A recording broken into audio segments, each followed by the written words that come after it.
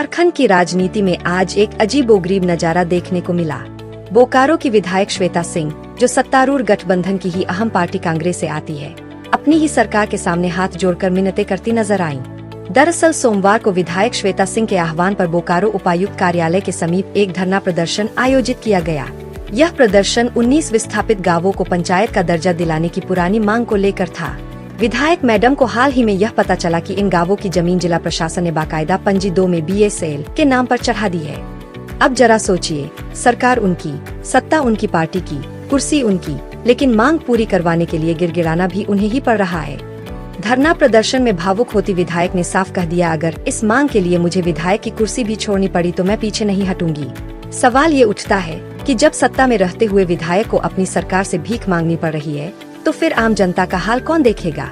बोकारो की जनता अब यही सोच रही है कि सरकार में रहकर अगर नेता को सिस्टम से लड़ना पड़ रहा है, तो यह सरकार चला कौन रहा है, जनता का चुना प्रतिनिधि या फिर फाइलों में कैद पंजी 2।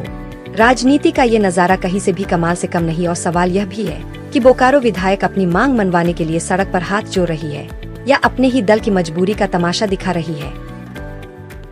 हमें सिर्फ और सिर्फ अपना अधिकार चाहिए। हमारे 19 जो गाँव है बचे हुए, उनको आप पंचायत का दर्जा दे दीजिए। हमें और कुछ नहीं चाहिए,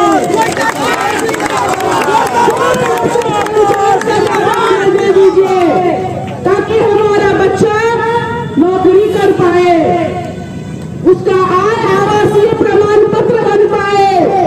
क्या मतलब है? ये सही है कि नहीं? हमारा बेटा पढ़ता लिखता है लेकिन उसका स्कॉलरशिप नहीं हो पाता है, उसका नौकरी नहीं हो पाता है। मेरी दोष है, मेरा दोष क्या है, मेरी गलती क्या है? यही गलती है हमारी कि हमने अपना जमीन आप खो दिया। ये दोष है, ये पाप है, हमने ये पाप किया है। आप तो यही साबित कर रहे हैं बार बार, चाहे सेल का प्रबंधन हो, चाहे कोई भी पदाधिकारी हो, किसी का भी, मैं किसी का भी नाम नहीं लूंगी, लेकिन जितने भी लोग आए, हर बार आंदोलन हुआ, मिनट्स पे मिनट्स बना, वादों पे वादों किया गया, लेकिन आपने उन वादों से हमें छलने का काम